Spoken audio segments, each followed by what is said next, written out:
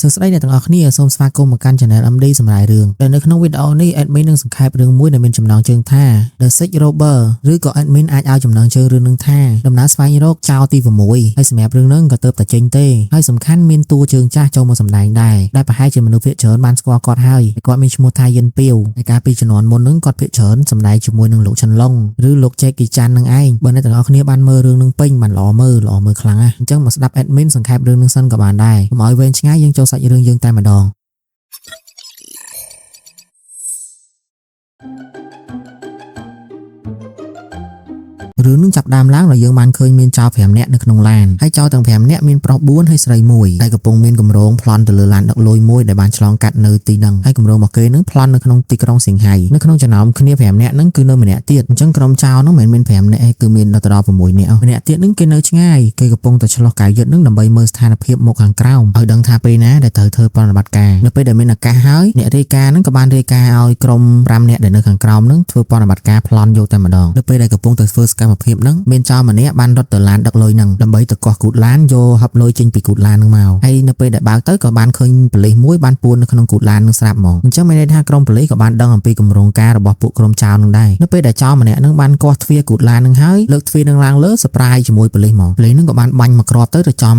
ំដើមទ្រូងរបស់ចោរម្នាក់ហ្នឹងហើយចោរម្នាក់ហ្នឹងក៏បានដួលទៅលើដីទៅនៅពេលដែលប៉ូលីសហ្នឹងបានបាញ់ចោរហ្នឹងហើយគាត់ក៏បានលោតចេញពីគូតឡានហើយគាត់ក៏បានយកកាភ្លើងហ្នឹងភ្ជង់ទៅពួកក្រុមចោរទាំងអស់គ្នាហ្នឹងប្រាប់ឲ្យពួកគេហ្នឹងឈប់សកម្មភាពទាំងអស់ហ្នឹងហើយលើកដៃឡើងលើហើយកំពុងតែភ្ជង់សុកហ្នឹងក៏មានឡានរបស់គ្នាពួកក្រុមចោរហ្នឹងបានមកដល់បើកឡានកវីគូតទៅបុកប៉ូលីសហ្នឹងឲ្យខ្ទាតទៅមកខាងហើយក៏មានចោរម្នាក់ទៀតហ្នឹងបាញ់កាភ្លើងរះទៅចំគាត់ដែរចោរដែលបានបើកឡានមកហ្នឹងហៅពួកគេឲ្យឆាប់ឡើងឡាននៅពេលដែលឃើញអញ្ចឹងពួកក្រុមចោរក៏បានបញ្ញាទៅលើកហັບលុយហ្នឹងទៅដាក់គូតឡានរបស់ពួកគេនៅពេលដែលលើកលុយហ្នឹងដាក់ទៅលើគូតឡានរបស់ពួកគេហើយហ្នឹងក៏នាំគ្នាឡើងទៅលើឡានតែគ្នាគេមានចំនួន5នាក់នៅលើឡានមានតែ3នាក់ទេអ្នកបើកឡានហ្នឹងបំរុងនឹងបើកចេញទៅហ្មងគឺបំរុងនឹងបើករត់ចោលគ្នាគេ2នាក់ទៀតតែពេលដែលកំពុងតែរៀបនឹងបើកឡានចេញហ្នឹងក៏មានចោរដែលនៅខាងក្រៅម្នាក់បានដកកាភ្លើងហើយភ្ជង់ទៅអ្នកបើកឡានឲ្យអ្នកនៅក្នុងឡានហ្នឹងជប់សិនហើយនាំគ្នាចុះទៅជួយចោរម្នាក់ដែលត្រូវបានប៉ូលីសបាញ់ដួលលើដីហ្នឹងយកទៅដាក់នៅក្នុងឡានសិនហើយអ្នកនៅក្នុងឡានហ្នឹងក៏បានចេញពីឡានហត់ទៅជួយចោរដែលដួលលើដីហ្នឹងហើយក៏នាំគ្នាឡើងទៅលើឡានចាក់ចេញពីទីនោះហើយចំពោះចោរម្នាក់ដែលត្រូវបានប៉ូលីសបាញ់ចំធូងហ្នឹងគឺអត់មានបញ្ហានោះទេ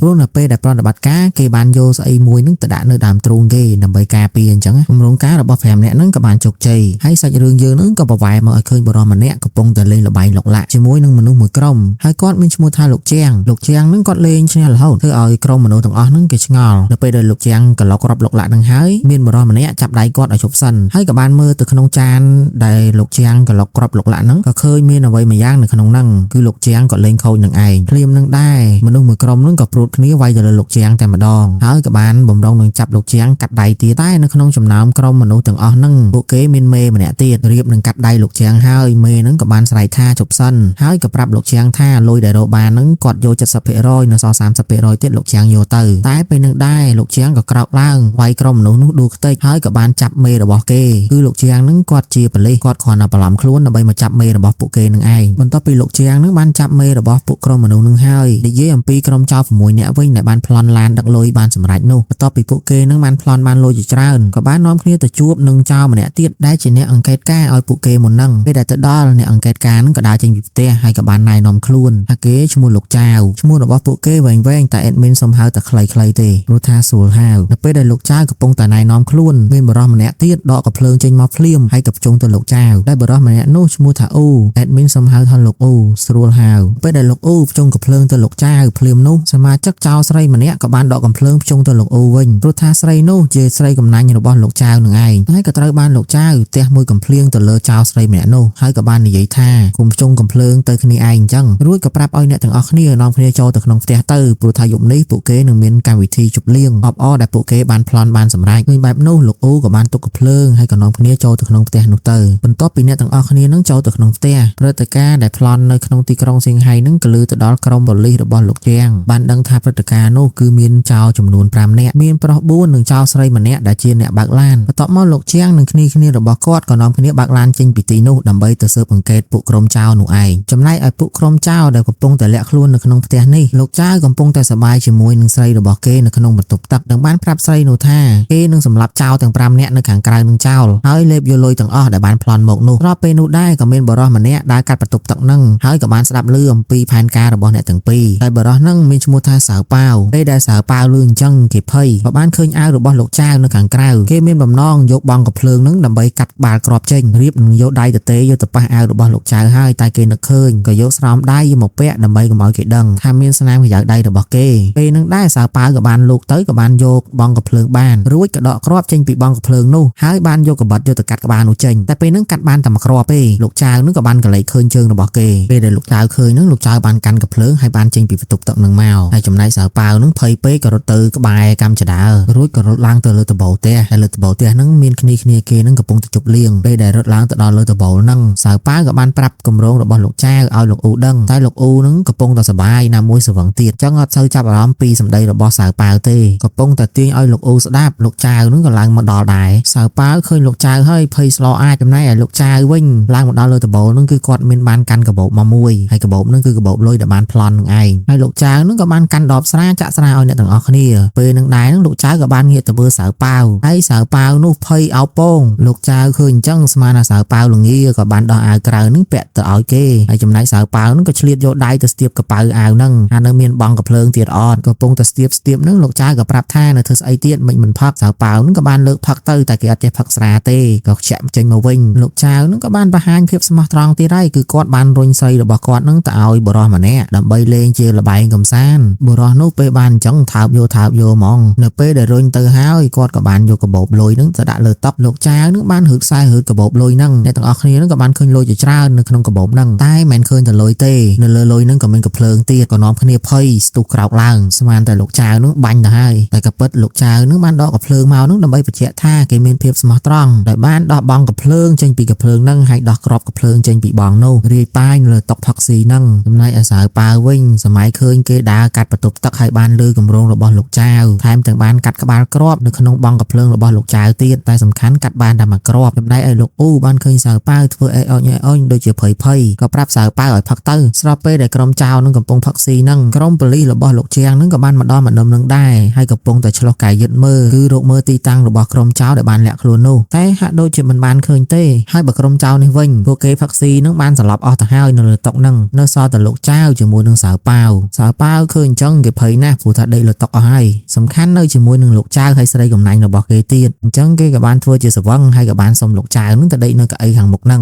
ហើយសៅប៉ាវនឹងក៏បានដាក់ខ្លួនទៅលើកៅអីនឹងទៅតែគេនឹងមិនបានដេកលក់ទេគឺគេដេកភ័យបែកញើសជោគលោកចៅនឹងក៏បានឃើញស្ថានភាពល្អហើយបំរុងនឹងរើសគ្រាប់ដែលរាយប៉ាយនៅលើតុនឹងដាក់ចូលទៅក្នុងបង់ស្រាប់តែភ្លាមនោះលោកអ៊ូក៏បានភ្ញាក់ពីដំណេកមកវិញតែលោកអ៊ូនឹងភ្ញាក់មកមែនតែភ្ញាក់ទៅជុះនោមទេនឹងបានដើរចុះទៅក្រោមចូលបន្ទប់ទឹកបាត់ពេលដែលលោកអ៊ូចុះទៅក្រោមបាត់នឹងលោកចៅក៏បានបន្តរើសគ្រាប់នឹងដាក់ចូលទៅក្នុងបង់ហើយបានដាក់ចូលទៅក្នុងកំភ្លើងវិញហើយលោកចៅនឹងក៏បានតក្នុងកំភ្លើងនឹងកុំឲ្យបាញ់ទៅវាលឺសំឡេងពេលដែលរៀបចំកំភ្លើងនឹងហើយស្រីរបស់លោកចៅនឹងក៏បានដើរមកក្បែរលោកចៅហើយសួរថាចាំកាលមិនបាញ់ស្រាប់តែពេលនោះនឹងលោកចៅនឹងបានបាញ់មែនតែបាញ់ទៅលើស្រីម្នាក់នោះនឹងក៏បានដួលស្លាប់នៅទីនោះតែម្ដងលោកចៅនឹងក៏បានបន្តបាញ់អ្នកទាំងអស់គ្នានៅទីនោះធ្វើឲ្យអ្នកទាំងអស់គ្នានៅទីនោះនឹងស្លាប់ទាំងអស់នៅសល់តែសៅប៉ាវកំពុងតែដេកភ័យនៅឯកៅអីខាងមុខបន្ទាប់ពីលោកចៅបានសម្លេះអ្នកទាំងអស់គ្នានៅវងផឹកស៊ីនេះអស់ហើយគេក៏បានដើរទៅរកសៅប៉ាវពេលនឹងដែរសៅប៉ាវភ័យឡើងបែកញើសពេញខ្លួនកំពុងតែដេកភ័យនឹងសៅប៉ាវនឹងគេក៏បានសម័យឃើញកាលពីគេនៅក្មេងប៉ារបស់គេនឹងគឺស្លាប់នៅក្បែរខ្លួនរបស់គេលោកចៅនឹងក៏បានដើរមកក្បែរខ្លួនគេហើយក៏បានលើកកំភ្លើងភ្ជង់ទៅគេបំរុងនឹងបាញ់តែមិនមែនបំរុងទេគឺបាញ់យកហ្មងតែសៅប៉ាវសំណាងដែរព្រោះថាលោកចៅនឹងបាញ់ចំគ្រាប់ដែលសៅប៉ាវកាត់ក្បាលបាត់ទៅហើយអញ្ចឹងឲ្យធ្វើឲ្យគាត់កំភ្លើងនឹងមិនអាចចេញពីកណ្ដុងបានទេពេលនឹងសៅប៉ាវបានដឹងគេនឹងក៏ស្ទុះកាន់ដបស្រាហក់ទៅវាយទៅលើលោកចៅនៅពេលដែលហក់ទៅនឹងគឺមិនបានវាយលោកចៅទេគឺលោកចៅនឹងបានដាក់ទៅលើសៅប៉ាវមួយដៃចំមាត់លោកចៅនឹងក៏បានយកជើងជន់ទៅលើក្បាលសៅប៉ាវជាច្រើនជើងស្របពេលនឹងដែរនឹងប៉ូលីសនឹងក៏បានមកដល់ក្នុងភូមិនឹងដែលក្រុមប៉ូលីសនឹងគឺជាក្រុមប៉ូលីសរបស់លោកជាងស្វែងរកផ្ទះទីតាំងរបស់ក្រុមចៅដែលបានលាក់ខ្លួននិយាយអំពីលោកចៅដែលកំពុងតែជន់ក្បាលរបស់សៅប៉ាវព្រាមនោះលោកអ៊ូដែលកំពុងជួសនោមនៅជាន់ខាងក្រោមក៏បានឡើងមកលើវិញឃើញលោកចៅនឹងកំពុងវាយទៅលើសៅប៉ាវយ៉ាងដំណំលោកអ៊ូនឹងមិនចាំយូរទេក៏ដកបថៅមករួចស្ទុះរត់ទៅបំរុងនឹងកាប់ទៅលើលោកចៅ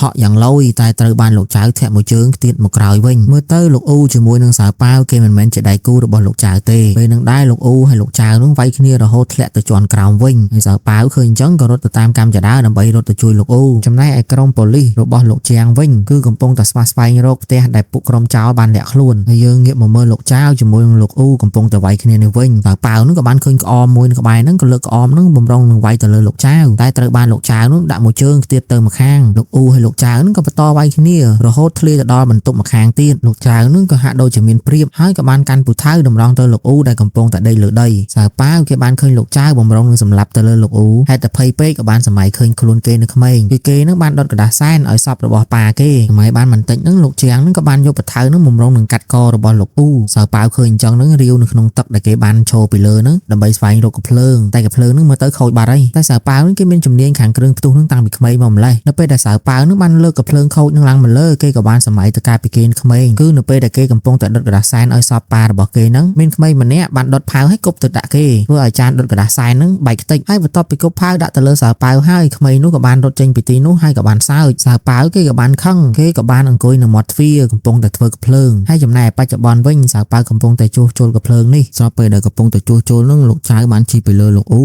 ហើយគេនឹងក៏បានកវេបថៅទៅក៏ប៉ះកលោកអ៊ូធ្វើឲ្យលោកអ៊ូនឹងរបួសកនៅពេលដែលចាត់ការលោកអ៊ូហើយនឹងលោកចៅនឹងបានរត់ទៅរកសើប៉ាវចំណែកឯសើប៉ាវនឹងបានតម្រង់កាភ្លើងទៅលោកចៅហើយក៏បានសម័យថាលោកចៅនឹងគឺជាជ្រូកព្រៃព្រោះថាឪពុកគេស្លាប់ដោយសារជ្រូកព្រៃបន្ទាប់ពីសម័យហើយនឹងលោកចៅបំរុងហក់កាប់ទៅលើសើប៉ាវតែកាភ្លើងនៅក្នុងដៃសើប៉ាវនឹងវាដំណើរការវិញហើយក៏បានបាញ់ទៅលើលោកចៅធ្វើឲ្យស្នូកាភ្លើងនឹងបានលឺទៅដល់ក្រុមប៉ូលីសលោកជាងបន្ទាប់ពីបានលឺស្នូកាភ្លើងរបស់សើប៉ាវហើយក្រុមប៉ូលីសលោកជាងក៏បាននាំគ្នាដើររកតាមស្នូកាភ្លើងនោះចំណែកឯលោកចៅបានត្រូវគ្រាប់កាភ្លើងរបស់សើប៉ាវហើយក៏ដួលស្លាប់នៅទីហ្នឹងសើប៉ាវបន្ទាប់ពីបាញ់លោកជាងហើយក៏បានស្ទុះទៅមើលលោកអ៊ូតែលោកអ៊ូក៏បានប្រាប់ឲ្យសើប៉ាវឆាប់រត់ទៅព្រោះថាតិចទៀតប្រហែលជាប៉ូលីសមកដល់ហើយតែមុននឹងគេចាក់ចេញហ្នឹងគេបានឃើញកាតាបដាក់លុយនៅក្បែរហ្នឹងហើយនៅក្នុងកាតាបហ្នឹងសុទ្ធតែលុយតែភ្លាមហ្នឹងអត់មានពេលនោះទេសើប៉ាវហ្នឹងបានយកកាភ្លើងដែលបានបាញ់លោកចៅហ្នឹងយកទៅដាក់ចូលទៅក្នុងដៃរបស់ចៅម្នាក់ទៀតដែលបានស្លាប់នៅកម្មចដាដើម្បីប្រវាយដានកុំឲ្យប៉ូលីសស៊ើបដឹងថាគេជាអ្នកបាញ់នឹងចង់ឲ្យរឿងទាំងអស់នៅក្នុងផ្ទះហ្នឹងតបតែត្រឹមហ្នឹងពេលហ្នឹងដែរលោកជាងរួមជាមួយនឹងគ្នារបស់គាត់ក៏បានមកដល់ផ្ទះហ្នឹងកូនចៅរបស់លោកជាងម្នាក់បានធាក់ទ្វារនោះរួចទម្លាយទ្វារដើរចូលតែមិនបានឃើញណាគេរស់ទ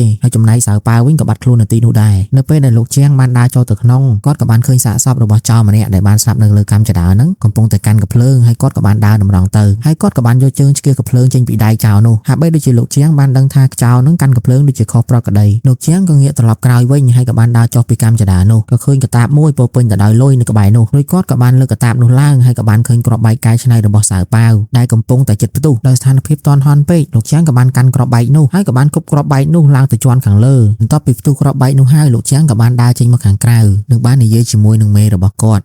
ត់គឺជាលោកស្នងការដែលមានឈ្មោះថាលោកយិនហើយក៏មានប៉ូលីសស្រីម្នាក់ទៀតមករាយការណ៍អំពីសមាជិកភាពដែលបានស្លាប់នៅក្នុងផ្ទះនោះដែលអ្នកទាំងនោះសុទ្ធតែជាចៅដោយទៅនឹងហេតុការប្លន់នៅក្នុងទីក្រុងស៊ីងហៃពេលនឹងដែរលោកស្នងការយិនក៏បានប្រាប់ទៅលោកជាងថារឿងក្តីដែលប្លន់នៅទីក្រុងស៊ីងហៃនឹងគឺអាចបិទបានហើយព្រោះថាចៅចំនួន4នាក់នៅក្នុងផ្ទះនោះគឺបានស្លាប់ហើយចៅម្នាក់ទៀតត្រូវរបួសធ្ងន់ចៅដែលមិនទាន់ស្លាប់នោះគឺលោកអ៊ូនឹងឯងបន្ទាប់ពីលោកជាងបានស្ដាប់លោកស្នងការយិននិយាយចប់ហើយលោកជាងបាននាំលោកស្នងការយិនចូលទៅក្នុងផ្ទះកើតហេតុនោះនិងបាននាំទៅមើលសាកសពចៅម្នាក់ដែលបានកាន់កំភ្លើងស្លាប់នៅឯកម្មចិនដាព្រោះថាចៅនោះស្លាប់កាន់កំភ្លើងហាក់បីដូចជាមិនប្រក្រតីពេលនឹងដែរលោកស្នងការយិនគាត់មិនយល់នោះទេលោកជាងនឹងក៏បានខ្ចីកំភ្លើងរបស់លោកយិនឲ្យលោកយិននឹងដោះកំភ្លើងនៅជាប់ចង្កេះរបស់គាត់នឹងមកហើយលោកស្នងការយិនក៏បានដោះកំភ្លើងនោះតែមិនទាន់បានបកគលទៅឲ្យលោកជាងទេលោកជាងនោះក៏ព្យាយាមដណ្ដើមកំភ្លើងនោះពីលោកយិនហើយដោយសារលោកស្នងការយិនមិនបានដឹងថាលោកជាងនឹងមានបំណងអ្វីនោះទេទើបលោកស្នងការយិននឹងព្យាយាមចាប់កំភ្លើងរបស់គាត់ឡើងជាប់ពេលនឹងដែរលោកជាងក៏ឈប់ដណ្ដើមហើយក៏ប្រាប់ឲ្យលោកស្នងការយិនមើលដៃគាត់ទៅព្រោះថាដៃនៅពេលដែលចាប់កំភ្លើងរៀបនឹងបាញ់គឺក្តាប់កំភ្លើងនោះជាប់មិនដូចទៅនឹងដៃដែលចៅម្នាក់បានស្លាប់នៅលើកម្មចិនដានោះទេបន្ទាប់ពីហេតុការណ៍នឹងបានចប់មកសាច់រឿងក៏បានកាត់8ឆ្នាំក្រោយមកគឺលោកស្នងការយិនបានហៅលោកជាងឲ្យមកយករបាយការណ៍ដែលរបាយការណ៍នោះបញ្ជាក់ថាការសន្និដ្ឋានរបស់លោកជាងកាលពី8ឆ្នាំនោះមកដល់ឥឡូវគឺគេបានរកឃើញថាពិតជាត្រឹមត្រូវ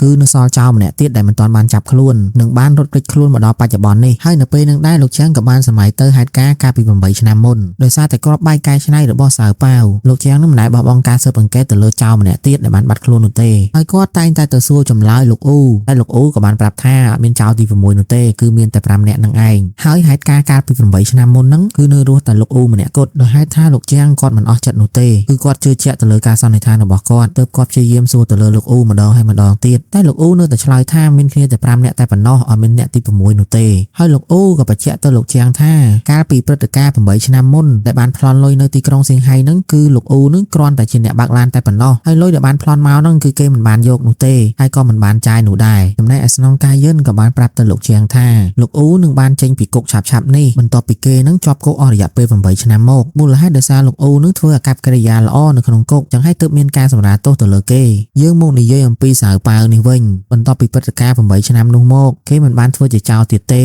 เคบานกายคล้วนให้เถื่อจะมนุษย์ทอมาได้หนึ่งขมิ้นหนุนน้ามันเนี้ยดังท่าเกปีมุนจะเจ้าหนูเต้ให้สาวป้าทำจังบานบักหางมุ้ยได้หางหรือบอเกนุคือลุดีกับไซด์ในเป้ได้บักหางไทยดำบงเมียนพิวสติลมันเนี้ยจังออกล็อกหางหรือบอเกสาวป้าเคยจังกระยกดีกับไซด์เรื่องมุ้ยเอาตะเกตกเจอกะโดหายปรับพิวมันเนี้ยนู่ท่าออก้นสำหรับการมาคอมโตรเป้ได้พิวนู่บานดีหายกับบานจะเจงปีหางหรือบอสาวป้าบัตเตอร์บรรทอปีบานบักหางทำไมหายสาวป้าทำจังเมียนสองซามันเนี้ยชโมทาสิวรูในเป้ได้เกกับปงแต่เด็กอีวานนั่งสิวรูกับบานหางสาวป้ามาปรับน้ำนังรอดอลเกแต่ปรับสาวป้าท่าป้าหรือบอเกนั่งมันบานปะเดซายในตำแหน่งตำนงหรือบอเกเต้ให้ทำแต่งเอาสิวรูนั่งนัดสาวป้ายามใบจุ่มขึ้นมาดองสาวป้านั่งเป้ได้ลือให้ก็สบายจัดนะโดยในทั้งไงนัดหรือบอปุเกนั่งบานมาดอลสาวป้านั่งกับบานเรียบจำคล้วนดำใบตะจูบอนาคตขมายหรือบอเกหนึ่งเองกำปงแต่เรียบจำคล้วนจะรอยแต่ห้าวสับแต่เมียนเพียววันเนี้ยหมกดอลหางหรือบอเกหนึ่งบานสไลชาวเล่าทำแต่งท่าเอาสาวป้านั่งให้ไอ้กระลุดีเรื่องเพียแต่เอากอนปลอกเกโปรทากรโปรเกนึกขมายครั้งน่ะเพลียมนั่งสาวป้ากับบานยกดีปีเนรีมันเนี่ยนู่ยกตะจะเมื่อนับเป็นสาวป้าบ่มรองหนึ่งจะดีนู่ยังบานเคยสบอดีนั่งคือเหมือนแมนเรื่องเพียโนเตคือเรื่องเพียจันทอมาได้ใต้นับเป็นจะเตอร์คือเรื่องเพียแมนล้วนในล้างปิงห้างเพื่อเอามันนู่มันนี้นึกแขวนั่งกับบานทำเนี่ยโชว์มือได้ต่อปีดอสไลด์เรื่องนึงรุ่ยเมาสาวป้ากับมันดอลหางแต่ตระหนักเก้กับบานโรคเมื่อช่วยสะดัมโรคเมื่อเสียวรู้จมูกหนาขมายขมายเก้เป็นโนเก้กับโรคเคยให้กับบานดาเตอร์จมูกเรียบสู้ขมายเก้หนึ่งบานสมโตแต่บานเมายืดไปได้ป้าหรือบอสเสียวรู้บานเงียบมุกเมาสาวป้าเก็บบานพยับเอาครั้งนะรู้ท่าป้าหรือบอสซิลรูคือจีบลิการปีผมใบชนะมนในบานบังตะเลเกนูไอพลิมนั่งสาวป้าเพย์ครั้งนะในไอป้าหรือบอสซิลรูกับบานโชว์เมื่อมกสาวป้าได้ใต้ป้าหรือบอสซิลรูมันบานชนะสาวป้ากาปีผมใบชนะมนนูเต้และให้ท่ากาปีผมใบชนะมนนั่งสาวป้าบานพลอนลานดักลอยนั่งคือบานแปะสาวมกกำปงแต่โชว์เพย์ซิลรูกับบานหางสาวป้าเอาโชว์มังคุยเมาโดยโชว์ในตีนั่งเป็นแต่สาวป้าโชว์ตัวดอกขนมเก็บบานอังคุยกับบานนะกดขมายเก้คุยหลังทมึงเก็บเพย์คลายขมายเก้นั่งจำเก็บบานพลิมนั่งป้าหรือบอสซิลรูแต่ก่อนมีชมูทานลูกกูลี่กับบ้านซัวเตอร์สาวป้าหรือวอลครั้งแมนบ้านชิมายืดจังให้สาวป้ากับบ้านชายท่าปฏิรวอลโปรธาเติบแต่บางหางทำไมลูกกูลี่มันเซอร์เป็นจัตเลอสาวป้าเหมือนแมนเต้ใต้โดยซาจิกาเจริญหรือบอกโกนไซหรือบอกกอดให้โกนไซหรือบอกกอดบ้านปรับแต่ลูกกูลี่ท่าเกหนึ่งเรียบกาจมูกหนึ่งสาวป้าฉับนี่เองลูกกูลี่บ้านเอาโกนไซกอดจิงตะกร้ายกสราเมาพักปีเนี่ยอนาคตโกนภาษากอดเนเป้ได้โกนไซหรือบอกกอดบ้านจิงตะกร้ายพอดลูกกูลี่กับบ้านประดำแต่เอาสาวป้าเมื่อทายโกนไซเกพองสาวป้ากับบ้านสันยาจมูกหนึ่งลูกกูลี่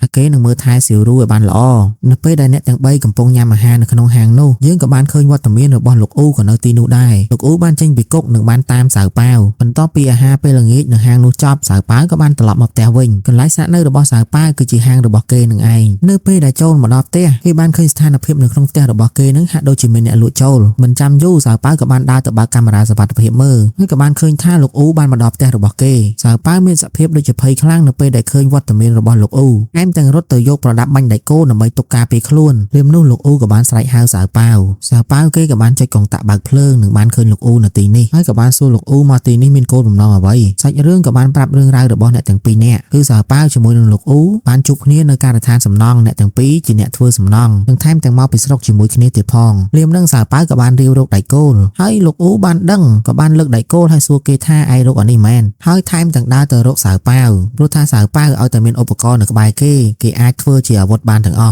เรื่องสาวเป้ากับบ้านดาวเตอตกกึดลอยหรือบอเก้ให้กับปรับเอาลูกอู้โรคกางเงี้ยหล่อทัวร์เตอร์รู้กับบ้านดอกลอยจริงปิดตกให้แต่เอาลูกอู้แต่เป็นนั่งลูกอู้อัดโยเต้ให้กับบ้านปรับเตอร์สาวเป้าท่าไอโรคลอยมาดองติดจังขมายไอเมื่อไงนะเตอเพลียมนึ่งสาวเป้ากับบ้านดังท่าลูกอู้นึ่งตามเกตังปิดาเมาลูกอู้กับบ้านปรับปีโก้ผมน้องแต่เกตามสาวเป้าคือเกมาปะบัวสาวเป้าดับใบโจกรมมาดองตีคือเรียบพันก้าพลอนลานดักลอยหรือบอสเดียเกียได้ประมาณทั้งไงขังมุกนี่ไอลูกอู้แถมจังนี่เย่ยกับเรียมเตอร์สาวเป้าติดท่าการปีผมใบชนะมนนึ่งเกจอบกกกับโนสาวเป้ามันจังบัสันจะสาวเป้ามันจังเมียนเรื่องเกเตอร์แต่โจกรมหรือบอลูกอู้มาดองตีลูกอู้นี่เย่ยจอบกับบ้านกอดเลยตู้โทรศัพท์หรือบอเกตกเอาสาวเป้าให้กับบ้านดาวจะเจงปีหางนูแต่สาวเป้าเกมันจังได้เผลอจ้าโดยการปีผมใบชนะมนนูเตเกกรอนแต่จังโรเนอร์ใบมนุษย์ทอมาได้หนึ่งเมียนกรูซาจีมวยหนึ่งสิวรูสาวเป้ากับบ้านกันอุปกรณ์บันเดโกนูรถตามกราวลูกอู้บำน้องสำหรับลูกอู้เจ้าแต่มาดองกำปงแต่รถตามกราวนูลูกเชียงหนึ่งกรมป ប៉ូលីសគ្នាគាត់ក៏បានមកដល់ទីនឹងដែរហើយក៏បានធ្វើការចាប់ខ្លួនទៅលើលោកអ៊ូព្រាមនឹងសៅប៉ាវឃើញអញ្ចឹងក៏បានឈប់ហើយក៏បានលួចមើលលោកជាងកំពុងតែចាប់លោកអ៊ូហើយពេលហ្នឹងលោកជាងប៊ីនឹងឃើញសៅប៉ាវក៏ភ័យរួចក៏រត់បកទៅក្រោយក៏ត្រឡប់ទៅហាងរបស់គេវិញចំណែកឯគ្នារបស់លោកអ៊ូមិនត្រូវបានប៉ូលីសចាប់នោះទេព្រោះថាពេលហ្នឹងពួកគេបានមកជួសនោមហើយចំណែកឯសៅប៉ាវក៏បានមកដល់ហាងរបស់គេវិញចូលមកហាងមិនទាន់ស្រួលបួលផងក៏ស្រាប់តែមានប៉ូលីស2នាក់មកសួរនាំគេថែមទាំងប្រាប់សៅប៉ាវថាគេនឹងត្រូវឃាត់ខ្លួនដើម្បីយកទៅសាកសួរចំនួន48ម៉ោងព្រោះថាមានគេរាយការណ៍ថាម្ដុំហ្នឹងមានការជួញដូរគ្រឿងញៀនហើយថែមទាំងឃើញលោកអ៊ូដើរចូលនៅក្នុងហាងរបស់គេព្រាមនោះសៅប៉ាវក៏ភ័យចំណែកប៉ូលីសទាំង2នាក់នោះនិយាយចប់ក៏បានដាក់ខ្នោះទៅលើសៅប៉ាវតែម្ដងនិយាយអំពីលោកអ៊ូដែលត្រូវបានលោកចាងឃាត់ខ្លួនដើម្បីនាំទៅប៉ុស្តិ៍ប៉ូលីសកំពុងតែនៅតាមផ្លូវក៏ស្រាប់តែមានឡានមួយបើកមកបុកឡានលោកចាងមួយទំហឹងធ្វើឲ្យគ្នាប៉ូលីសរបស់លោកចាងបានសន្លប់នៅក្នុងឡាននោះទៀតឱកាសនោះលោកអ៊ូមិនបានសន្លប់នោះទេគេក៏បានរត់ចេញពីឡានប៉ូលីសរបស់លោកចាងហើយក៏បានឡើងឡានរបស់គ្នាគេនឹងបានចាក់ចេញពីទីនោះបាត់ទៅបន្ទាប់ពីលោកអ៊ូនិងគ្នាបានរត់គេចខ្លួនសៅប៉ាវក៏បានមកដល់ប៉ុស្តិ៍ប៉ូលីសហើយប៉ូលីសនឹងក៏បានសួរនាំលើសៅប៉ាវហើយថែមទាំងឃុំខ្លួនសៅប៉ាវចំនួន48ម៉ោងដើម្បីស្វែងរកភស្តុតាងបញ្ជាក់ថាសៅប៉ាវគ្មានទោសបើសិនជាគ្មានភស្តុតាងណាមួយដែលអាចបញ្ជាក់ថាសៅប៉ាវប្រព្រឹត្តបទល្មើសទើបប៉ូលីសអាចដោះលែងសៅប៉ាវចេញទៅក្រៅបានហើយនៅពេលដែលប៉ូលីសបាននាំសៅប៉ាវនោះទៅកន្លែងឃុំឃាំងក៏បានជួបជាមួយនឹងលោកជាងតាមផ្លូវតែមើលទៅលោកជាងគាត់មិនបានស្គាល់ទៅលើសៅប៉ាវនោះទេពេលដែលឃុំខ្លួនសៅប៉ាវចំនួន48ម៉ោងហើយប៉ូលីសទាំងនោះក៏បានដោះលែងសៅប៉ាវឲ្យមានសេរីភាពវិញពេលនោះសៅប៉ាវបានចែកទូរស័ព្ទរបស់ប៉ូលីសនឹងដើម្បីខលទៅសៀវរូតែមិនបានលើសៀវរូជាអ្នកលើកទូរស័ព្ទទេគឺប៉ារបស់នាងជាអ្នកលើកទូរស័ព្ទសៅប៉ាវក៏បានសួរទៅលោកគូលីថាតើសៀវរូនៅទីនឹងទេលោកគូលីក៏បានប្រាប់ថាសៀវរូគឺចូលមន្ទីរពេទ្យហើយពេលដែលបានលឺអញ្ចឹងសៅប៉ាវក៏ភ័យហើយក៏បានរត់ទៅមន្ទីរពេទ្យព្រោះថាសៀវរូគេមានកូនរបស់សៅប៉ាវហើយណាមួយសៅប៉ាវគេខ្លាចបាច់ថាសៀវរូនិងកូនរបស់គេមានបញ្ហាអ្វីហើយនៅពេលដែលទៅដល់មន្ទីរពេទ្យលោកគូលីក៏បានប្រាប់សៅប៉ាវថាសៀវរូមិនចង់ជួបមុខគេទេហើយថែមទាំងប្រាប់សៅប៉ាវថាជប់រំខានកូនស្រីរបស់គាត់ទៅតែដែលហេតុថាសៅប៉ាវនឹងមិនបានដឹងថាសៀវរូនឹងនាងកើតរឿងអីទេទើបសៅប៉ាវនឹងបានសាយទៅដាក់លោកគូលីវិញថាយ៉ាងណាក៏ជាកូនរបស់គេដែរភ្លាមនឹងដែរលោកគូលីក៏បានចាប់ក្បួយកអាវសៅប៉ាវឡើងទៅលើហើយក៏បាននិយាយថាសៀវរូនាងកើតរឿងនៅឯហាងរបស់គេ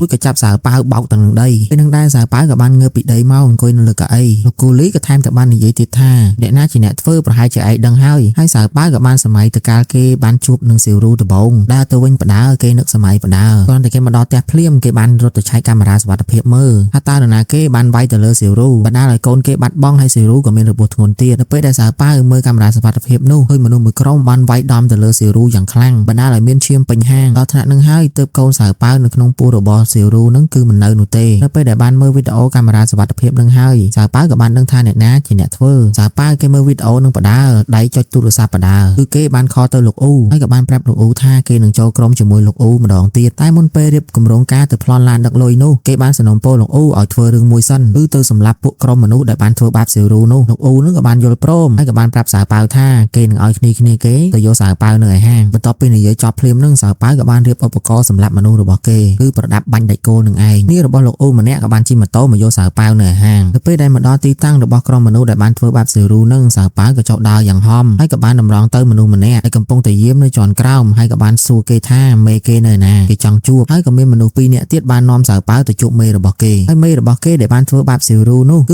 ជាភ្ញៀវម្នាក់ដែលចង់រករឿងសៅប៉ាវកាលពីគេបើកហាងដំបូងមានសុំហៅគេថាប្រូសក់ក្រហមនៅពេលដែលសៅប៉ាវទៅដល់ទល់មុខគេប្រូសក់ក្រហមនឹងក៏បានសួរសៅប៉ាវថាមកធ្វើអីភ្លាមនឹងសៅប៉ាវក៏បានយកកាបូបមួយដាក់ទៅលើតុរួចបើកកាបូបនោះឲ្យប្រូសក់ក្រហមមើលនៅក្នុងកាបូបនោះពោពេញដោយលុយប្រូសក់ក្រហមនោះឃើញក៏សប្បាយចិត្តរួចក៏បានបបួលសៅប៉ាវចូលទៅខាងក្នុងនៅពេលដែលនាំសៅប៉ាវចូលទៅដល់ខាងក្នុងប្រូសក់ក្រហមនោះក៏បានធាក់សៅប៉ាវមួយជើងដួលទៅលើគ្រែរួចមិនដឹងនិយាយអ្វីខ្លះទេដាក់សៅប៉ាវចំណែកសៅប៉ាវមើលទៅប្រូសក់ក្រហមនឹងឃើញប្រូសក់ក្រហមនឹងប្រៀបដូចជាជ្រូកព្រៃមួយក្បាលអញ្ចឹងពេលដែលប្រូសក់ក្រហមនឹងនិយាយចប់ក៏បានឲ្យកូនចៅរបស់គេនឹងវាយទៅលើសៅប៉ាវនេះយ៉ាងច្រើនបានវាយទៅលើសៅប៉ាវក៏បានយកលុយដែលគេយកមកតាមខ្លួននឹងបាច់ឡើងទៅខាងលើរួចក៏រំដោះខ្លួនរត់ចេញពីទីនឹងមកភ្លាមនឹងប្រូសក់ក្រហមជាមួយនឹងគ្នាគេនឹងក៏បានរត់តាមទៅលើសៅប៉ាវកំពុងតែតាមនឹងស្រាប់តែឈប់ហើយក៏បានដើរថយក្រោយវិញព្រោះថាសៅប៉ាវនឹងបានយកដបសាំងហើយដុតភ្លើងនៅមាត់ដបនោះហើយក៏បានគប់ដបសាំងនឹងដុតកំទេចអីវ៉ាន់របស់ប្រូសក់ក្រហមនឹងចោលទាំងអស់ប្រូសក់ក្រហមនឹងក៏បានខឹងបំរុងនឹងដាក់សៅប៉ាវមួយដៃហើយសៅប៉ាវនឹងបានដកប្រដាប់បាញ់ដៃគោនឹងបាញ់ទៅដៃរបស់ប្រូសក់ក្រហមនឹងប្រូសក់ក្រហមនឹងក៏បានបញ្ជាកូនចៅគេឲ្យចូលទៅវាយលើសៅប៉ាវទៅចំណែកសៅប៉ាវនឹងកាន់ប្រដាប់បាញ់ដៃគោនឹងដូចជាកាភ្លើងអញ្ចឹងបន្ទាប់មកលោកអ៊ូជាមួយនឹងគ្នានឹងក៏បានចូលមកដែរធ្វើការវាយគ្នាជាមួយនឹងគ្នារបស់ប្រូសក់ក្រហមនឹងពេញនៅនឹងវាយគ្នាចុះឡើងនឹងគ្នារបស់ប្រូសក់ក្រហមនឹងក៏ស្លាប់អស់គឺនៅតែគេម្នាក់ឯងទេហើយប្រូសក់ក្រហមនឹងបំរុងនឹងរត់តែក៏ត្រូវបានលោកអ៊ូនឹងគប់ដែកដើម្បីខាំងផ្លូវកុំឲ្យគេរត់ប្រូសក់ក្រហមនឹងក៏បានលូនតាមដែកនឹងបំរុងនឹងរត់ឡើងទៅលើតបលគាតែមិនទាន់បានឡើងផងសៅប៉ាវក៏បានស្ទាក់ផ្លូវហើយទាំងយកប្រដាប់បាញ់ដៃគោនឹងបាញ់ចំជើងរបស់គេធ្វើឲ្យគេដើរថយក្រោយផ្អែកទៅនឹង កម្មចដាសៅប៉ាវនឹងក៏បានយកប្រដាប់បាញ់ដៃគោលនឹងបាញ់ទៅលើមុខរបស់ប្រូសក់ហមនឹងបាញ់យកហ្មងប្រូសក់ហមនឹងក៏បានស្រែកយ៉ាងខ្លាំងហើយក៏បានព្យាយាមវាតាមកម្មចដានឹងឡើងទៅលើតបលគាចំណែកសៅប៉ាវនឹងក៏បានដើរតាមក្រោយប្រូសក់ហមនឹងយឺតគេដើរបដានឹងបាញ់ដៃគោលដាក់ទៅលើប្រូសក់ហមនឹងបដាតបមកសៅប៉ាវក៏បានចាប់ប្រូសក់ហមនឹងផ្កាមកឡើងរួចក៏ចាប់ក្បួយកអាវបំរុងនឹងយកប្រដាប់បាញ់ដៃគោលនឹងបាញ់ចំក្បាលគេឲ្យស្លាប់តែម្ដងស្លាប់តែពេលហ្នឹងប្រដាប់បាញ់ដៃគោលគេក៏អស់គ្រាប់ដៃគោលសៅប៉ាវនឹងគេក៏បានទុកប្រដាប់បាញ់ដៃគោលនឹងទៅមកខាងរួចក៏ចាប់ដុំថ្មមួយតែមើលទៅដុំថ្មនោះទូចពេកគេក៏ចាប់អាដុំថ្មផ្សេងអាធំហ្មងនៅក្បែរហ្នឹងហើយដំទៅលើក្បាលប្រូសក់ហមនឹងដំយករហូតដល់លោកអ៊ូមកខាត់ហើយប្រាប់ថាបានហើយគេស្លាប់ហើយចំណែកឯសៅប៉ាវវិញគេមិនទាន់អស់ចិត្តទេព្រោះថាឃើញក្បាលរបស់ប្រូសក់ហមនឹងមិនទាន់មកដល់តែលោកអ៊ូនឹងបានយកដុំថ្មចេញពីដៃរបស់សៅប៉ាវទៅគេឈប់សៅប៉ាវនឹងក៏បានចុះមកក្រោមវិញដើម្បីយកកាសែតវីដេអូកាមេរ៉ាសុវត្ថិភាពនឹងលុបចេញនូវសកម្មភាពរបស់ពួកគេដល់ពេលដែលកំពុងតែលុបកាសែតនឹងស្រាប់តែសៅប៉ាវនឹងបានឮសំឡេងមនុស្សស្រីម្នាក់នៅក្បែរនោះស្រីម្នាក់នឹងគឺជាស្រីរបស់ប្រូសក់ហមនឹងឯងសៅប៉ាវនឹងក៏មិនបានទុកជីវិតឲ្យស្រីម្នាក់នឹងដែរគេបានដោះម៉ៅកុំព្យូទ័រតបមកយកអាខ្សែម៉ៅកុំព្យូទ័រនឹងយកទៅរឹតកស្រីម្នាក់នឹងដល់តែស្លាប់បន្ទាប់ពីស្រីម្នាក់នឹងស្លាប់ហើយគេក៏បានបន្តធ្វើកាសែតកាមេរ៉ាសុវត្ថិភាពនឹងទៀតហើយបន្ទាប់មកចុះមកក្រោមដើម្បីប្រមូលសាកសពរបស់ពួកក្រុមប្រូសក់ហមនឹងកប់ទៅក្នុងដីនៅឯក្រោមអគារនឹងឯងបន្ទាប់ពីពួកគេបានកប់សាកសពទាំងនោះទៅក្នុងដីហើយសាច់រឿងក៏ងាកមកប៉ុស្តិ៍ប៉ូលីសរបស់លោកជាងម្ដងគឺមានគេរាយការណ៍ថាបានឃើញវត្តមានរបស់លោកអ៊ូលោកជាងនិងក្រុមប៉ូលីសក៏បានចេញប្រតិបត្តិការទៅតាមទីតាំងដែលគេបានរាយការណ៍នោះតែពេលដែលទៅដល់មិនបានឃើញលោកអ៊ូទេគឺឃើញតែបាយមួយកញ្ចប់ដែលមានភ្លៅមន់នៅលើនោះពួកគាត់ក៏បានត្រឡប់ទៅវិញនៅពេលដែលកំពុងត្រឡប់ទៅវិញហ្នឹងគឺលោកអ៊ូបានគេចខ្លួនពីទីនោះចូលទៅក្នុងបន្ទប់ផ្សេងនិងបានលបមើលលោកជាងតាមបង្អួចទៀតផងបន្ទប់ដែលលោកអ៊ូកំពុងតែនៅហ្នឹងក៏មានវត្តមានរបស់សៅប៉ាវដែរសៅប៉ាវហ្នឹងកំពុងតែកែច្នៃធ្វើកំភ្លើងនិងគ្រាប់បែកដើម្បីកម្រងការប្លន់លុយនៅថ្ងៃខាងមុខនោះសៅប៉ាវបានឲ្យគ្នារបស់លោកអ៊ូលើកដៃលើកអីឡើងទៅក្នុងបន្ទប់នោះដើម្បីមានឧបករណ៍សម្រាប់ធ្វើកំភ្លើងនិងគ្រាប់បែកនៅពេលដែលសៅប៉ាវបានធ្វើគ្រាប់បែកហើយគេក៏បានសាកមួយគ្រាប់គ្នារបស់លោកអ៊ូនោះបានឃើញសៅប៉ាវសាកគ្រាប់បែកនៅក្នុងបន្ទប់អញ្ចឹងគេក៏ភ័យអោនខ្ទប់តិចហើយការពិតគ្រាប់បែកហ្នឹងជាគ្រាប់បែកផ្សែងសៅប៉ាវបានទៅសេដាក់លើនឹងដើម្បីចំណាំមិនមែនមានតែគ្រាប់បែកផ្សែងទេគឺមានទាំងគ្រាប់បែកផ្ទុះនៅពេលដែលធ្វើរួចរាល់ហើយសៅប៉ាវក៏បានហៅអ្នកទាំងអស់គ្នានឹងប្រជុំដើម្បីរៀបផែនការក្នុងការប្លន់ទៅលើឡានដឹកលុយនោះថ្ងៃដែលទៅប្លន់ក៏បានមកដល់គេក៏បានធ្វើតាមគម្រោងដោយសៅប៉ាវនឹងគេជាអ្នកអង្កេតការពីចម្ងាយចំណែកលោកអ៊ូនិងគ្នាពីរនាក់ទៀតអង្គុយក្នុងឡានដើម្បីចាំស្ដាប់បញ្ជារបស់សៅប៉ាវកំពុងតែអង្កេតការដោយឆ្លោះកៅយិតមើលទៅលើផ្លូវព្រាមនោះគេក៏បានឃើញឡានដឹកលុយបានជិះមកដល់ទីតាំងនឹងហើយរួចគេក៏បានបញ្ជាឲ្យអ្នកទាំងអស់គ្នាចាប់ផ្ដើមប្រតិបត្តិការលោកអ៊ូជាមួយនឹងគ្នាគេបានបើកឡានចេញទៅតាមពីក្រោយឡានដឹកលុយនោះរួចក៏បានអើតក្បាលចេញតាមបង្អួចឡាននិងបានយកពូថៅកាប់ទៅលើកញ្ចក់ឡានដែលដឹកលុយនោះដើម្បីយកគ្រាប់បែកផ្សែងគប់ចូលទៅក្នុងឡាននឹងនៅពេលដែលកាប់កញ្ចក់ទ្វារឡាននឹងមានប្រឡោះហើយអ្នកមុខនឹងក៏បានឲ្យអ្នកក្រោយយកគ្រាប់បែកឲ្យគេតែនៅពេលហ្នឹងអក្សរដែលបិទចំណាំថាគ្រាប់បែកផ្សែងនិងគ្រាប់បែកផ្ទុះនឹងវារបកចេញគឺមិនដឹងថាមួយណាជាគ្រាប់បែកផ្សែងមួយណាជាគ្រាប់បែកផ្ទុះស្ថានភាពនៅពេលហ្នឹងកំពុងតែវឹកវរអ្នកនៅក្នុងឡានដឹកលុយនោះក៏បានបាញ់កាភ្លើងទៅពួកគេដែរទើបធ្វើឲ្យលោកអ៊ូនឹងគ្មានពេលគិតនោះទេក៏ចាប់គ្រាប់បែកនឹងព្រាវហើយក៏បានគប់ចូលទៅក្នុងឡាននោះហើយគ្រាប់បែកដែលបានគប់ទៅនឹងគឺគ្រាប់បែកផ្ទុះមិនមែនគ្រាប់បែកផ្សែងនោះទេធ្វើឲ្យឡានដឹកលុយនឹងបំរុងនឹងកលាប់លោកអ៊ូឃើញអញ្ចឹងក៏ប្រាប់ឲ្យអ្នកបើកឡាននឹងបន្ថែមល្បឿនដើម្បីទៅកលកង់មកខាងរបស់ឡានដឹកលុយនោះកុំឲ្យកលាប់នៅពេលដែលកលបានហើយលោកអ៊ូក៏បានចេញពីឡានរបស់គេជន់លើដំបូលព្យាយាមឡើងទៅលើឡានដឹកលុយនោះដើម្បីចូលទៅក្នុងឡានដឹកលុយហើយបើកឡានដឹកលុយនោះយកទាំងលុយយកទាំងឡានទៅតែម្ដងហើយលោកអ៊ូបែរជាចង់ចូលទៅក្នុងឡានដឹកលុយនោះតាមខាងមុខឡានវិញ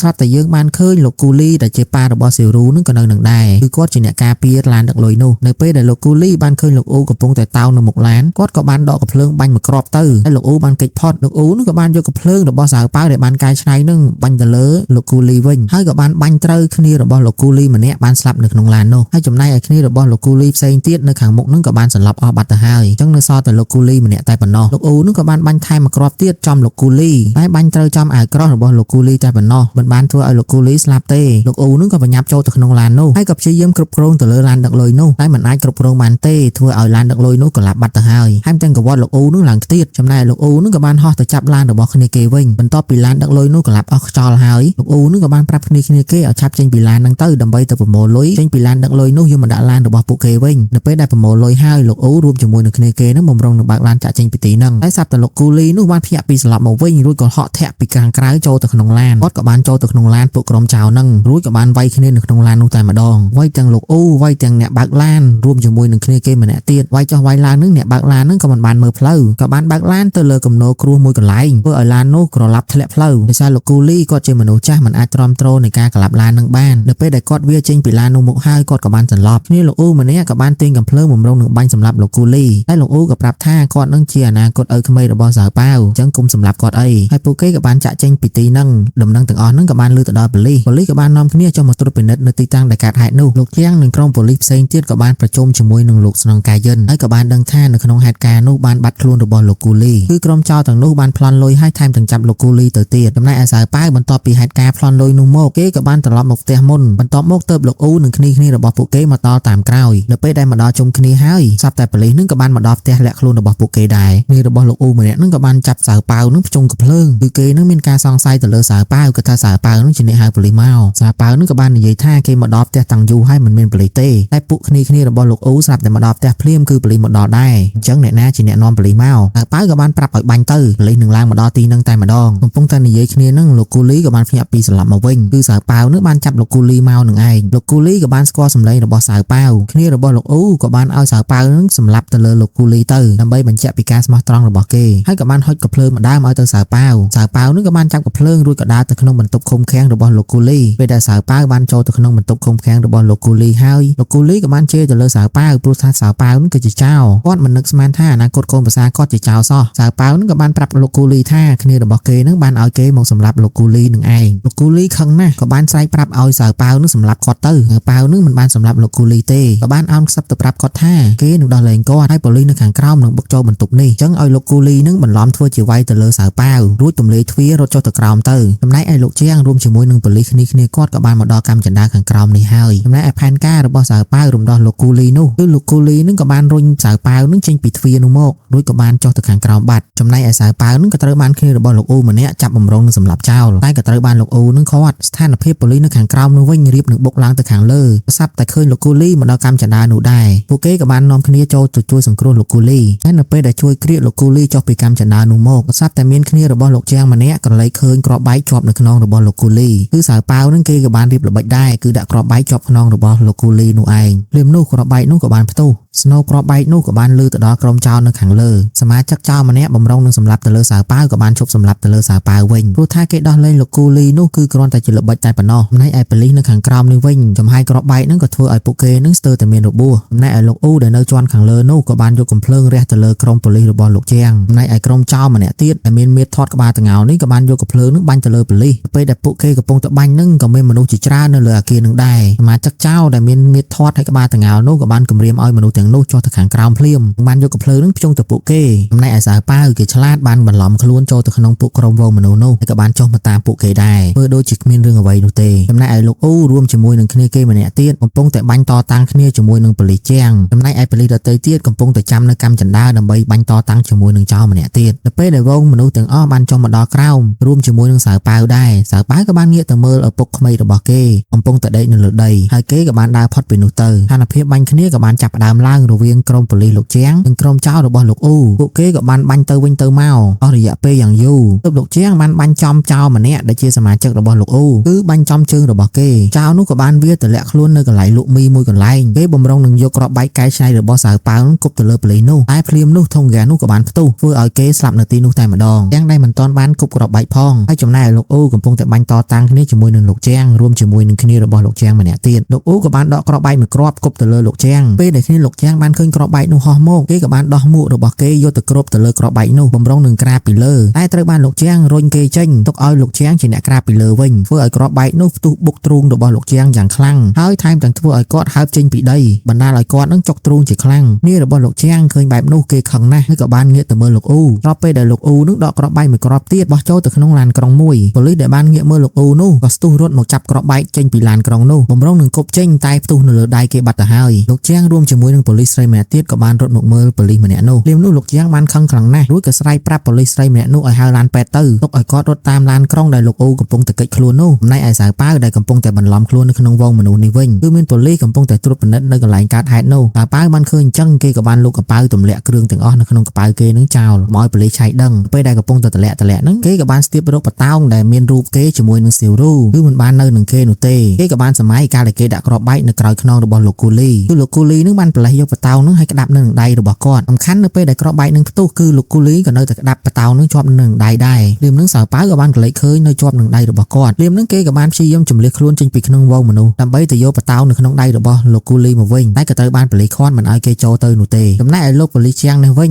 ញគាត់ក៏បានឡើងទៅលើឡានក្រុងដែលលោកអ៊ូនឹងកំពុងតែរត់គេចខ្លួនគឺគាត់មិនទាន់បានចូលទៅក្នុងឡានក្រុងនោះទេហើយលោកអ៊ូនឹងនៅក្នុងឡានក្រុងនឹងកំពុងបាញ់ពីក្រោមទៅគឺបាញ់ទៅតាមស្នូជើងរបស់លោកជាងគាត់ក៏ស្ទើរតែធ្លាក់ពីលើដំបូលឡានក្រុងភ្លាមនោះលោកជាងបានប្រើល្បិចដោយគាត់បានឈប់នៅមួយកន្លែងហើយក៏បានយករបស់មួយយ៉ាងដែលនៅជាប់ចង្កេះរបស់គាត់នឹងបោះទៅលើដំបូលឡានក្រុងដើម្បីបញ្ឆោតលោកអ៊ូនឹងគិតថាគាត់នឹងកំពុងតែរត់លោកអ៊ូបានចាប់ស្ត្រីម្នាក់ដែលមានផ្ទៃពោះយកមកធ្វើចំណាប់ខ្មាំងហើយរវល់តែស្ដាប់ស្នូសំឡេងរបស់លោកជាងនៅឯដំបូលឡានក្រុងនោះលោកជាងនឹងក៏បានចូលមកតាមក្រោយដោយគាត់បានទម្លាយកញ្ចក់ខាងក្រោយរបស់ឡានក្រុងនោះហើយក៏បានចូលមកក្នុងរួចថែមទាំងបាញ់ចំស្មារបស់លោកអ៊ូមួយគ្រាប់ធ្វើឲ្យគេដួលភ្លាមៗនៅទីនោះលោកជាងក៏បានដើរទៅមើលចំណាប់ខ្មាំងដែលជាស្ត្រីមានផ្ទៃពោះនោះរួចក៏រាយការណ៍ទៅគ្នារបស់គាត់ថាមានស្ត្រីមានផ្ទៃពោះម្នាក់នៅលើឡានក្រុងនេះកំពុងតែរាយការណ៍នឹងងាកទៅមើលស្ត្រីនោះមិនបានងាកទៅមើលលោកអ៊ូនឹងក៏បានក្រោកមកវិញហើយចាប់លោកជាងនឹងបោកផ្ទប់ជាមួយនឹងដំបូលឡានក្រុងអ្នកទាំងពីរនឹងក៏បានបើកឈុតឆាកប្រយុទ្ធគ្នានៅលើឡានក្រុងនោះតែម្ដងហើយចំណែកឯសៅប៉ាវគេក៏បានមកតាមលោកគូលីមកដល់មន្ទីរពេទ្យហើយមកងាកមើលឡានក្រុងនេះវិញលោកប៉ូលីសជាងហើយជាមួយនឹងលោកអ៊ូកំពុងតែវាយគ្នា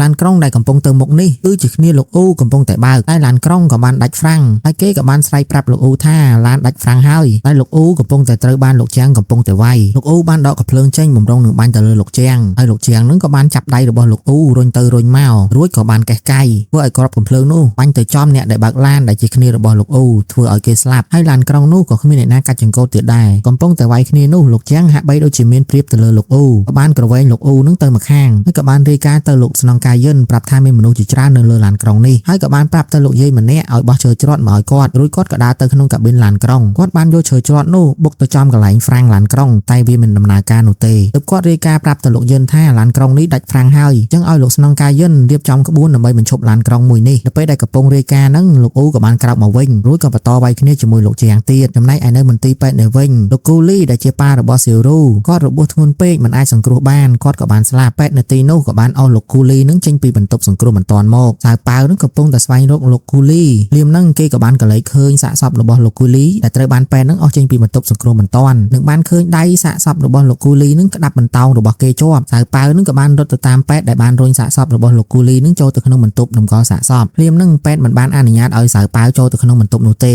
េតែសៅប៉ាវនឹងក៏បានជំនះហើយក៏បានប្រាប់ថាគេគឺជាកូនប្រសាររបស់លោកគូលីហើយក៏បានប្រជ្រៀតចូលទៅដល់ក្នុងនឹងលោតជង្គង់ធ្វើពុតជាយំរួចក៏ចាប់ដៃសាកសពរបស់លោកគូលីនឹងប្រឡេះយកបន្តោងនោះមកវិញយើងក្រឡេកមកមើលឈុតឆាកវាយគ្នានៅលើឡានក្រុងនេះវិញលោកប៉ូលីសជាងបានដាក់លោកអ៊ូនឹងមកកែងធ្វើឲ្យលោកអ៊ូក្អួតឈាមលោកជាងនឹងបំរុងនឹងថែមមួយដៃទៀតតែគាត់មិនបានថែមនោះទេគាត់ក៏បានក្រវែងលោកអ៊ូនឹងទៅម្ខាងគាត់ក៏បានងាកទៅជួយសង្គ្រោះបរិសម្នាក់ទៀតកំពុងតែជំនះខ្លួនចេញពីឡានក្រុងនេះដើម្បីទៅឡានសុវត្ថិភាពមួយទៀតពេលដែលជួយបរិសនោះបានហើយលោកអ៊ូនឹងក៏បានក្រោកឡើងមកវិញទៀតថែមទាំងកាន់បំពង់ពលរដ្ឋអគ្គីភ័យនឹងវាយទៅលើលោកជាងមួយទំហឹងលោកជាងនឹងក៏បានយកដៃទៅរងធ្វើឲ្យរបួសដៃយ៉ាងធ្ងន់ធ្ងរលោកប៉ូលីសជាងនឹងបន្ទាប់ពីត្រូវមួយបំពង់ពលរដ្ឋអគ្គីភ័យនឹងហើយគាត់ក៏បានដួលហើយក៏បានក្រោកឡើងមកវិញហើយក៏បានឃើញលោកអ៊ូនឹងកំពុងតែដាក់គ្រាប់ចូលកាភ្លើងនិងតម្រង់ទៅគាត់បំរុងនឹងបាញ់ប្រសាប់តែឡានក្រុងនឹងក៏បានទៅដល់ក្បួនរបស់លោកស្នងការយិនហើយគាត់នឹងបានរៀបចំដើម្បីបញ្ឈប់ឡានក្រុងនឹងរួចជាស្រេចនៅពេលដែលឡានក្រុងទៅដល់ក្បួនរបស់លោកស្នងការយិនដំបូងឡានក្រុងនឹងបានបុកទៅលើបាវខ្សាច់និងបានបន្ថយល្បឿនបន្តិចហើយស្នងការយិនក៏បានស្រែកប្រាប់ឲ្យកូនចៅគេទាញសំណាញ់ឡើងលើឲ្យឡានក្រុងបុកសំណាញ់នោះហើយឡានក្រុងនោះក៏បានឈប់ភ្លាមធ្វើឲ្យកង់ក្រោយឡើងហើបហើយបណ្ដាលឲ្យលោកប៉ូលីសជាងនិងលោកអ៊ូរួមជាមួយនឹងឆ្កែមួយក្បាលនឹងប្រវែងខ្លួនចេញពីឡានក្រុងនោះតែម្ដងនៅពេលដែលខ្ទាតចេញពីឡានក្រុងនោះលោកស្នងការយិនរួមជាមួយនឹងគ្រូពេទ្យដែលរងចាំនៅទីនោះផ្ទាល់ក៏បានជួយសង្គ្រោះទៅលើលោកជាងគាត់របួសធ្ងន់តែមិនអីទេហើយគាត់ថែមទាំងបានជួយឆ្កែមួយទៀតចេញមកក្រៅហើយឆ្កែនោះក៏មិនមានបញ្ហាអ្វីដែរលោកជាងបានព្យាយាមក្រោកយ៉ាងត្រដាប់ត្រដួសនិងបានស្រែកសួរលោកអ៊ូថាចៅទី6ទៀតនៅទីណាតែមើលទៅលោកអ៊ូដូចជាសន្លប់បាត់ហើយចំណែកឯប៉ូលីសដែលបានចាប់គ្រាប់បែកចេញពីឡានក្រុងរួចបំរុងនឹងគប់នោះគឺគេបានពិការដៃមួយចំហៀងហើយចំណែកឯសៅប៉ាវដែលមានវត្តមាននៅឯមន្ទីរពេទ្យនេះវិញបន្ទាប់ពីគេយកបតោងបានហើយបន្តោងនោះពោពេញទៅដោយឈាមរបស់លោកគូលីទើបគេយកបតោងនោះយកទៅលាងទឹកនៅក្នុងបន្ទប់ទឹកហើយគេក៏បានព្យាយាមសើចធ្វើដូចជាគ្មានរឿងអីលោកប៉ូលីសជាងក៏បានទៅមើលសាកសពរបស់លោកគូលីហើយក៏បានឃើញដៃសាកសពរបស់លោកគូលីនឹងហាក់ដូចជាមានអ្នកមកចាប់រួចក៏បានសួរទៅពេទ្យនៅទីនោះក៏បានប្រាប់លោកជាងថាគឺកូនប្រសាររបស់សពពេលនឹងដែរលោកជាងក៏បានដឹងថាចៅទី6នឹងគឺជានរណាហើយក្រុមប៉ូលីសរបស់លោកជាងក៏បានរកឃើញសាកសពមួយកន្លែងហើយសាកសពទាំងនោះគឺក្រុមសៅប៉ាវរួមជាមួយនឹងលោកអ៊ូបានសម្លាប់នឹងឯងចំណែកឯសៅប៉ាវគេបានមកដល់ហាងរបស់គេវិញរួចក៏បានរៀបចំជូតឈាមរបស់សៀវរូនៅពេលដែលកំពុងតែជូតឈាមនោះគេក៏បានក្រឡេកឃើញកាតាបមួយដែលបានទុកនៅលើក កអីក្បែរនោះដែលកតាបនោះគឺជាកតាបលុយដែលប្លន់ថ្ងៃមុនលោកអ៊ូយូមកលាក់ទុកនៅក្នុងហាងរបស់គេកំពុងតែសម្លឹងមើលកតាបលុយនោះស្រាប់តែលោកជាងក៏បានមកដល់ហាងរបស់គេដែរលោកជាងបានសួរសៅប៉ាវជាច្រើនពាក់ព័ន្ធជាមួយនឹងលោកអ៊ូដែលធ្វើឲ្យសៅប៉ាវហាក់ដូចជាដឹងថាលោកជាងកំពុងស៊ើបអំពីគេទើបសៅប៉ាវភ័យធ្វើជាខឹងរួចដេញលោកជាងចេញទៅក្រៅហាងបន្ទាប់ពីលោកជាងចេញទៅបាសៅប៉ាវមើលស្ថានភាពដូចជាមិនស្រួលហាក់បីដូចជាលោកជាងដឹងអំពីសមាជិកគេហើយសៅប៉ាវមិនចាំយូរក៏ចាប់ផ្ដើមរៀបចំអីវ៉ាន់រួមជាមួយនឹងលុយដែលមាននៅលើកៅអីនោះបំរុងនឹងចាក់ចេញតែក៏ត្រូវបាន surprise ដោយលោកជាងនឹងកំពុងតែឈរចាំគេនៅមុខហាងហើយក៏បានសួរសៅប៉ាវថាទៅណាសៅប៉ាវក៏ប្រាប់ថាទៅនេសាទត្រីលោកប៉ូលីសជាងក៏បានសុំសៅប៉ាវជូនគេទៅសៅប៉ាវក៏ធ្វើទឹកមុខធម្មតានិងព្រមឲ្យលោកប៉ូលីសជាងជូនគេទៅក៏បានដើរចូលទៅក្នុងឡានប៉ូលីសជាងយ៉ាងមាំមួនជាមួយនឹងកតាបលុយរបស់គេហើយទាំងប្រាប់ទីតាំងទៅប៉ូលីសជាងដែលគេត្រូវទៅប៉ូលីសជាងបានជូនសៅប៉ាវទៅដល់ទីតាំងទូករួចសៅប៉ាវក៏ប្រមូលអីវ៉ាន់ដាក់ទៅលើទូកនោះលោកជាងក៏បានដើរតាមពីក្រោយនិងបានឡើងទៅលើទូកនោះដែរសៅប៉ាវក៏បោះកតាបលុយទៅលើទូកនោះរួចគេក៏បានប្រាប់លោកជាងថាគេទៅយកឧបករណ៍តិសិនពេលដែលដាក់កតាបចុះហើយលោកជាងនឹងក៏បានលួចមើលកតាបនោះក៏បានឃើញនៅក្នុងកតាបនោះសិតតែលុយ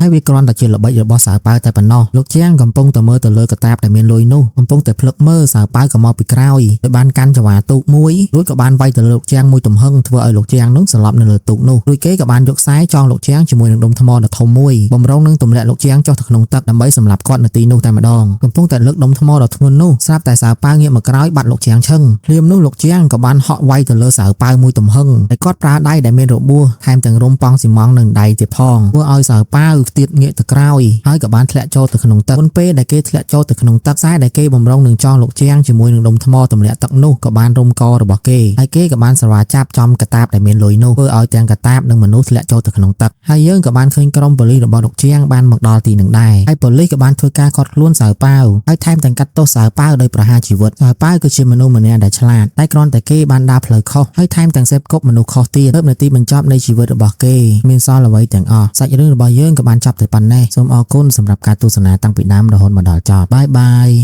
trong ban hành play xã đi dùng ca to để cho anh bán lại xạ cho mùi những room play khác ông đi bán để khi mà chốt o bên đó tập đong chiến cho này nối tích làm bệnh tàn con phim ló ở back vào play từ sai hồng play thầm chỉ còn bốn chữ ai họ tên bán được xạ số con bên bạc tháng được non pay đi là xịt bán đấy bong bong